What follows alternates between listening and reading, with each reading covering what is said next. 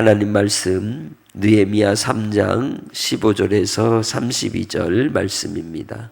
셈무는 미스바 지방을 다스리는 골호세의 아들 살룬이 중수하여 문을 세우고 덮었으며 문짝을 달고 자물쇠와 빗장을 갖추고 또 왕의 동산 근처 셀라못 가의 성벽을 중수하여 다윗성에서 내려오는 층계까지 이르렀고 그 다음은 벳술 지방 절반을 다스리는 아스북의 아들 느헤미야가 중수하여 다윗의 묘실과 마주 대한 곳에 이르고 또 파서 만든 못을 지나 용사의 집까지 이르렀고 그 다음은 레위 사람 바니의 아들 누훔이 중수하였고 그 다음은 그일라 지방 절반을 다스리는 하사랴가 그 지방을 대표하여 중수하였고 그 다음은 그들의 형제들 가운데 그일라 지방 절반을 다스리는 헤나닷의 아들 바웨가 중수하였고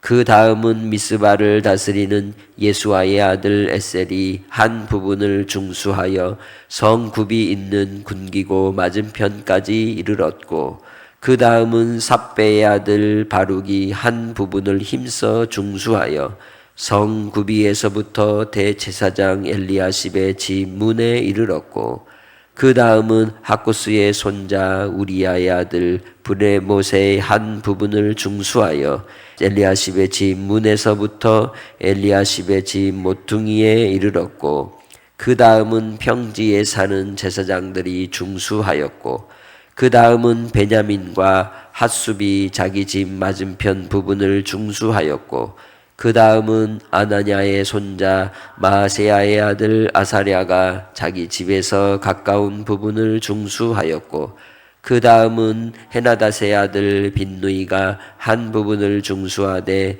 아사랴의 집에서부터 성 구비를 지나 성 모퉁이에 이르렀고 우세의 아들 발랄은 성 구비 맞은편과 왕의 윗궁에서 내민 망대 맞은편 곧 시위청에서 가까운 부분을 중수하였고 그 다음은 바로스의 아들 부다야가 중수하였고 그때에 느디님 사람은 오벨에 거주하여 동쪽 수문과 마주대한 곳에서부터 내민 망대까지 이르렀느니라.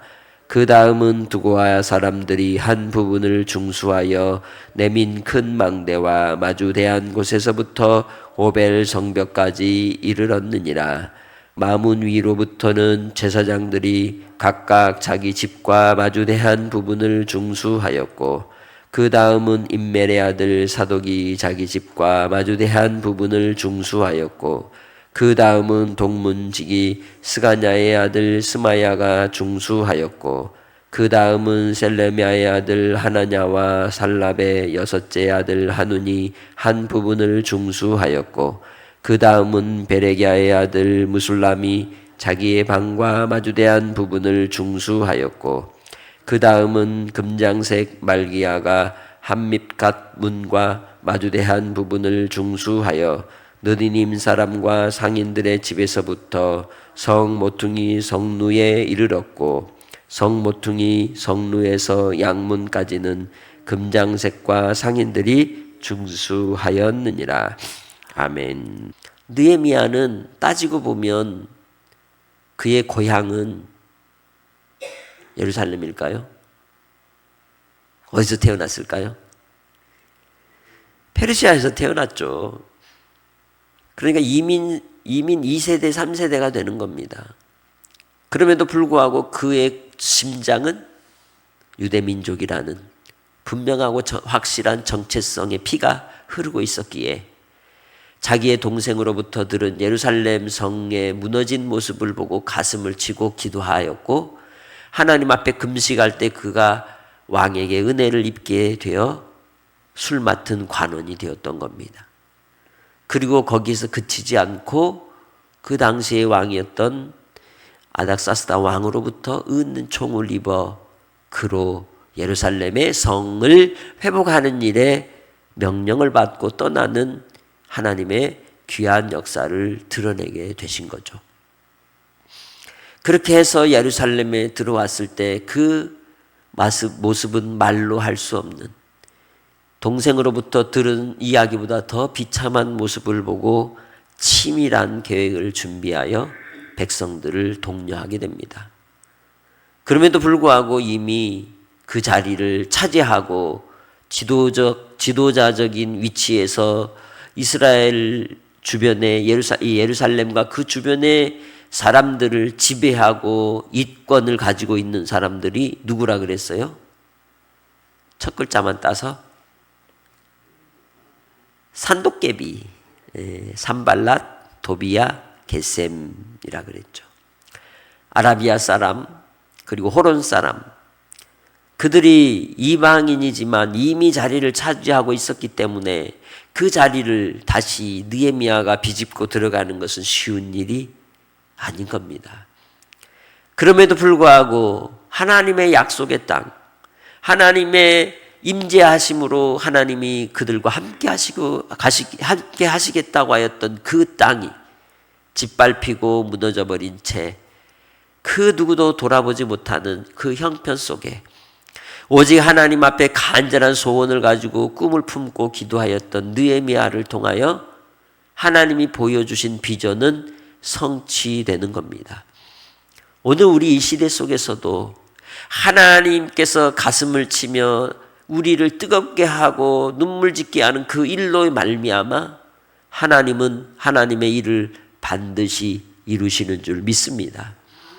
전쟁으로 황폐해진 이 땅이 지금 세계의 10대 교역국으로 혹은 선진국이라고 하는 위치에 오르기까지 그 사이사이에는 얼마나 간절한 열정과 열망과 소망을 가진 이들이 지나갔겠습니까? 그 일을 이루기 위해 한 마음이 되었고 한 뜻이 되어서 힘을 모았던 국민들이 있었기 때문에 또한 가능한 일이었죠. 느헤미야도 그렇습니다.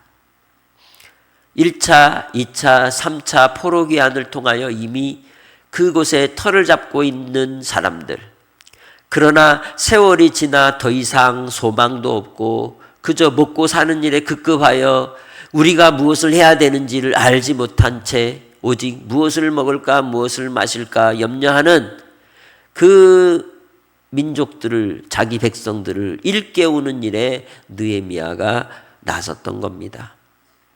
그리하여 오늘 여호와의 성벽을 짓는 일을, 예루살렘 성벽을 짓는 일에 독려하여 세움을 입은 사람들의 명단과 그들이 맡은 역할들을 구체적으로 소개하고 있죠.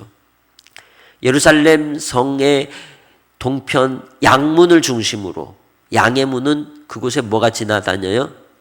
양이 드나드는 곳이죠.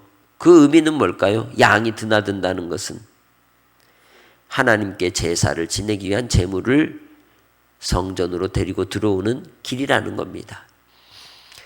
요한복음 10장을 통해서 예수님은 우리의 양의 문이 되신다고 하셨습니다. 우리를 위한 구원의 문, 생명의 문은 오직 예수 그리스도밖에 없는 줄 믿습니다. 그래서 우리는 십자가로 말미암아 예수 그리스도를 바라보는 자만이 구원의 자리에 들어가는 줄 믿습니다. 무너진 자리, 쇠락해지고 부서진 자리에 대제사장이 먼저 앞장서서 성전을 짓고 성문을 다는 일을 맡아서 출발을 합니다. 그리고 오늘 기록된 많은 사람들의 그러한 이름을 통해 그들이 대표하여서 자기의 집 앞에서 자기가 기거하는 곳 맞은편을 맡아 중수하는 모습을 보게 되죠. 내 달란트, 그리고 내게 주신 은사와 또 은혜를 따라, 그리고 나의 형편에 맞게 하나님께서는 우리로 주의 사명을 감당하도록 부여해 주시는 줄 믿습니다. 누군가 한 사람이 다 이루는 것이 아니라 개미 군대의 역사를 통해서 큰 역사가 나타나듯이 한 사람 한 사람이 하나님의 몸의 지체가 되어서 주님의 뜻을 이루는 데 쓰임받는 일에 모두가 하나 되어 쓰임받기를 주의 이름으로 축복합니다. 하나님께서 하시고자 하는 일을 이루실 때 하나님은 모두를 통하여 이루게 하시는 겁니다. 한 마음이 되고 한 뜻이 되고 힘을 모아 이루기를 원하시는 줄 믿습니다. 그래서 자기의 집에 마주 대한 곳을 맡아서 지을 때, 그러니 그 성벽과 성문에 대하여 지금식으로 하면 실명제가 된 거죠. 이곳을 지날 때마다 누가 했어? 라고 알까요? 모를까요? 아는 거예요. 자기 이름을 걸고 성벽을 쌓았으니 어떻게 쌓아야 되겠어요? 대충? 나중에 후대까지 뭘 받아요? 비난을 받을 수도 있기 때문에 최선을 다하여 성벽을 쌓는 것이죠. 우리는 예수 믿는 하나님의 백성들이 요한계시록에 기록된 대로 새 예루살렘이 내려올 때에 그 성에 보석이 된다 이야기합니다. 이 땅에서 우리가 어떻게 살았느냐라는 것, 주님 안에서 어떤 믿음을 따라 어떻게 주를 섬기며 주님 안에 살았느냐, 그 삶의 흔적이 하나님 나라의 예루살렘 성 보석이 되는 줄 믿습니다. 나의 삶의 자리에서 나는 어떤 이름으로 어떤 모습으로 주 예수 그리스도의 빛과 소금을 드러내며 살아가는 삶인가?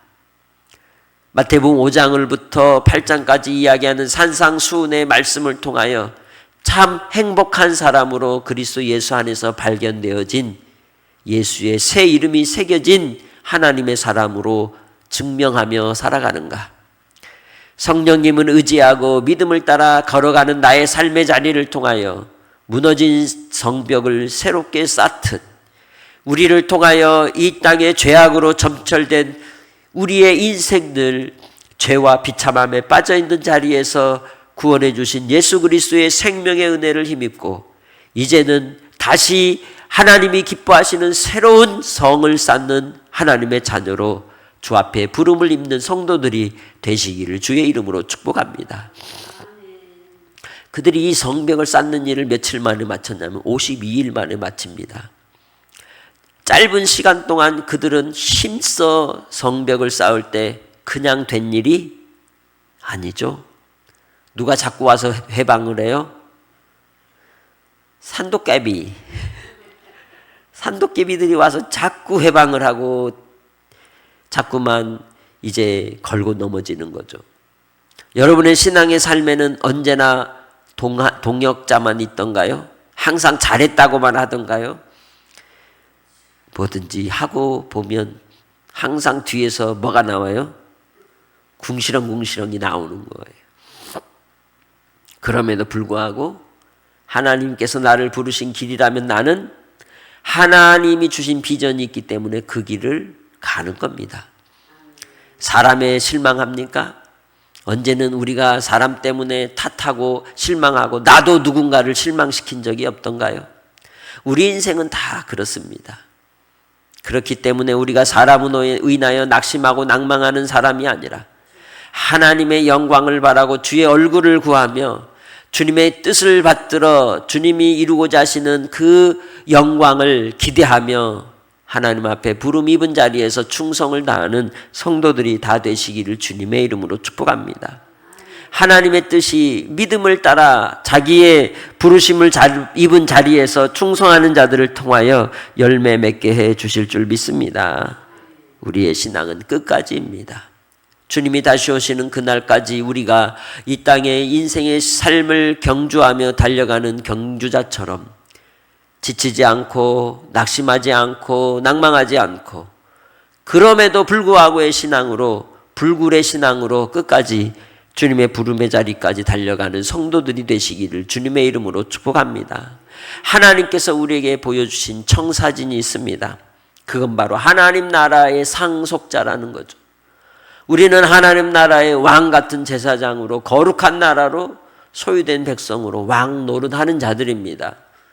그러기에 주님 안에서 왕의 가문으로서의 품위를 지키며 하나님의 자녀다움을 드러내고 하나님의 뜻을 이루는 사명자로서 하늘 나라의 대사로서 이 땅의 삶을 든든하게 흔들리지 않고 하나님의 자녀다움으로 오늘 하루도 무너진 성벽을 쌓는 심정으로 하나님의 뜻을 드러내며 여러분의 이름이 하나님의 심장에 새겨지는 은혜가 있으시기를 주의 이름으로 부탁합니다. 하나님 아버지, 우리가 부름을 입고 구원받은 하나님의 자리에서 미천하고 미련하고 어리석음에도 불구하고 우리를 구별하여 택하시고 하나님의 소유 삼아주신 은혜를 생각할 때 감사할 것밖에 없음을 고백합니다. 그럼에도 불구하고 여전히 우리의 모습이 어린아이와 같고 우리의 인생의 모습이 주님의 온전함을 담지 못하여 감정에 휩쓸리고 휘둘리며 하나님의 사명을 이루지 못한 채 어리석음에 주저앉아 있을 때가 많음을 고백합니다. 우리를 불쌍히 여겨주시고 다시금 주님의 그 은혜와 주의 영광을 보게 하사 아버지 하나님 이 땅의 삶을 통해 하나님의 자녀다움을 드러내는 왕의 가문의 백성으로 살게 하여 주옵소서. 아버지 하나님, 오늘도 주님 한날을 살아갈 때에 만남에 복이 있게 하시고 우리를 통하여 축복의 통로로 쓰임받을 수 있도록 주께서 함께하여 주시고 아버지 하나님의 역사하시는 그 은혜가 기도의 응답으로 나타나게 하옵소서. 우리 사랑하는 믿음의 식구들 건강을 특별히 지켜주시고 참으로 어렵고 힘든 육신의 질병으로 고통하는 이들에게 하나님의 위로가 있게 하시고 주의 보혈의 피로 깨끗게 하사 아버지 하나님 온전하게 하시고 또한 주의 사명을 감당하기까지 충성하는 종들이 다 되게 하여 주옵소서. 주 안에서 모든 성도들이 하나 되게 하옵소서. 시험과 낙심과 낭만과 세상의 유혹에 빠져 신앙의 자리를 떠난 이들이 있습니다. 아버지 하나님 그들에게도 긍휼을 베푸시고 하나님께로 돌아오는 은혜가 있게 하시고 그럼에도 불구하고 하나님의 손에서 떠나지 않고 버려지지 아니함을 알고 하나님의 사랑 안에서 아버지 하나님이 주신 풍성한 삶을 누리게 하옵소서. 오늘 한날도 아버지께 의탁합니다. 주께서 동행해 주시고 하나님의 은혜 가운데 사는 것이 기적임을 느끼는 한날이 되게 해주실 예수님의 이름으로 기도합니다. 아멘.